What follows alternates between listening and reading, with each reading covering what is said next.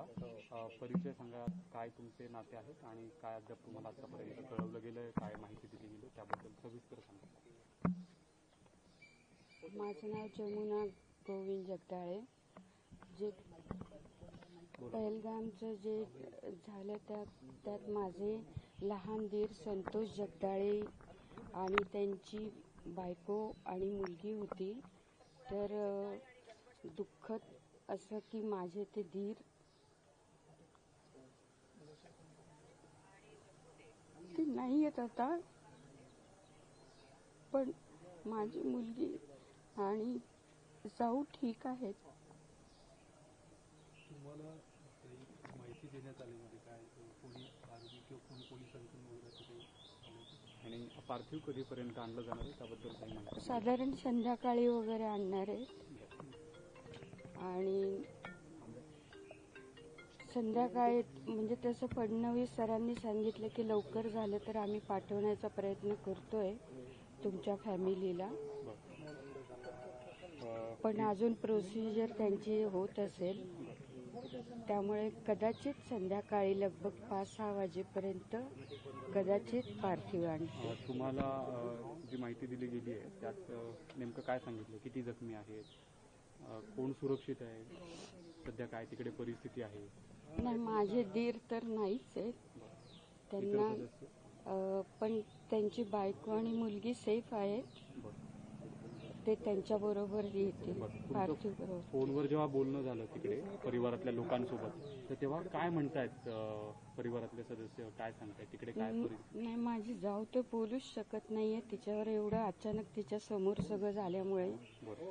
पण ती मुलगी माझी बोलतीये, पण आम्ही तिला जास्त त्रास देत नाही आहोत कारण ती तरी एकटी लहान आहे, किती जणांशी बोलणार. किती तारखेला हे गेले होते आणि साधारण किती दिवस त्यांना तिकडे जाऊन झाले? आज 3रा दिवस आहे ते गेले होते. शेवट त्यांच्याशी कधी बोलणं झालं होतं का? ते जाण्यापूर्वी मला काही भेटले नाहीत खरं, पण आता एकाच घरी राहतो तर तसं भेटणं होतं. त्यांची पार्श्वभूमी काय व्यवसाय काय करत होते? आशावरीचं शिक्षण, आसावरी MBA झाली आहे आणि ते माझे दीर LIC एजंट आहेत आणि पर्सनल त्यांचा बिझनेसही करतात. ऑफिस वगैरे कुठं आहे काय? नाही, ते घरून करतात. ठीक है, एक ही फैमिली है, आते जाते बात होते रहती है. जिस तरह की घटना हुई उसमें ये कहा जा रहा है कि उनका धर्म पूछकर, उनका नाम पूछकर गोली मारी गई, ऐसा कुछ आपको जानकारी? नहीं, वो सब पता चलेगा जब बेटी आएगी तब पता चलेगा सब, क्योंकि क्या है ना, कोई क्या बोलता है तो ऐसे सुनकर हम उसको तकलीफ नहीं देना चाहते, क्योंकि वो भी छोटी है, उसने सामने से अपने पापा का देखा हुआ है, तो हम उसको ज्यादा नहीं पूछ पाते. कब तक आने की उम्मीद है, क्या बात? शाम को 5-6 के लगभग न्यूज में आ रहा है तो हो जाएगा. कितने दिन हो गए थे वहाँ पे? 3 दिन हो गए. 3 दिन पहले वहाँ पर गए थे. कितने लोग थे उनके साथ में? नहीं, बड़ा ग्रुप था वो, अभी मैं इतना एग्जैक्ट नहीं बता पाऊंगी. ठीक है, थँक्यू. हे NDTV हिंदी. आणि त्यानंतर तुमच्याकडे काय आता ताजा तपशील आहे त्याबद्दल सांगा. माझं नाव बाळासाहेब खंडोबा बराटे. बरं. मी आमच्या ह्या सोसायटीतल्या आमच्या मेंबरपैकी फॅमिली आहे, त्यांना जाऊन 3 दिवस झाले होते. तिथं ते अचानक ते झाल्यामुळं त्यांना तिथं हे समजलंच नाही म्हणजे काय. त्या ताई तर घाबरल्याच होत्या पूर्ण, त्यांना तिने हे समजलं नाही. जसं जसं मग बातमी टीव्हीला जसे दाखवायला लागले ना तसे तसे हळूहळू लोकांना मग आपली इथल्या ह्यांना घरच्यांना कळू लागले, तिकडून फोन पण आले. त्यांचे काय म्हणजे संतोषदारांचे काय म्हणजे संबंध होते, बोलत होता किंवा काय? नाही, मित्र बरोबर, आमचे मित्रासारखे. काय शेवटचं कधी बोलणं झालं होतं, कशावर काय बोलत होते, काय आठवण वगैरे आहेत का त्यांचं सगळे झालंय? नाही, शेवटचं बोलणं बिलणं असं जास्त काय नाही. ते जास्त त्यांचं काम बरं आणि ते बरं म्हणजे असं ते त्यांचं हे होतं.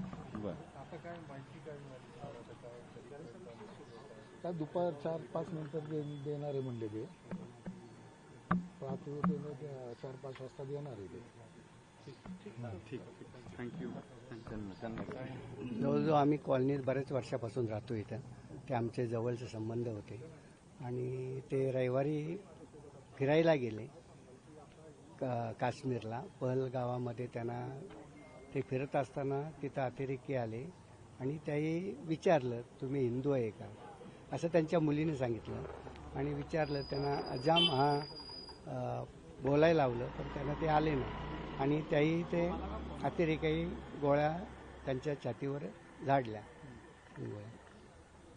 कधीपासून एकत्र तुम्ही होता? काय तुमचं शेवटचं आम्ही बोलणं बरेच होतं? ते काय करत होते? ते फारसांचा त्यांचा काहीतरी बिझनेस होता आणि ते स्वभाव त्यांचा मिनिमल होता. ते सकाळी जे 10ला वगैरे गेले का रात्री 9लाच यायचे आणि सगळ्यांशी मिळून म्हणजे स्वभाव चांगला होता त्यांचा.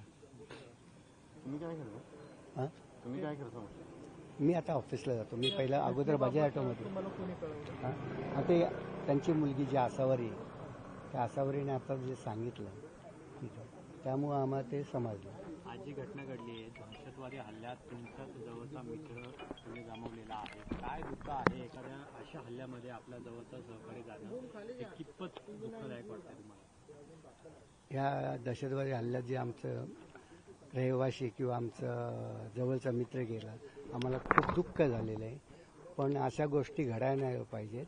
काही सरकारने याच्यावर काहीतरी बंदोबस्त अतिरेकीवर काहीतरी पावलं उचलून कठोर कारवाई करायला पाहिजे असं आमचं मत आहे. आणि जी काही त्यांच्या कुटुंबावर दुःखाचं सावट पसरलं आहे. दुसरी गोष्ट म्हणजे त्यांची मिसेस आणि मुलगी आसावरी जी आहे ते तिघंच आहे आणि त्यांच्या घरात कमावणारी व्यक्ती फक्त ती एकटीच होती. त्याच्यामुळे त्यांच्यावर दुःखाचं सावट हे बरंच पसरलेलं आहे. त्याच्यामुळे सरकारने किंवा देवेंद्र फडणवीस शिंदे सांगतातच की आम्ही लवकरात लवकर मदत करू पण त्याही ते लवकरात लवकर त्यांच्यापर्यंत मदत पोहोचवावी असं मी एक सरकारला किंवा मुख्यमंत्र्यांना सांगू शकतो.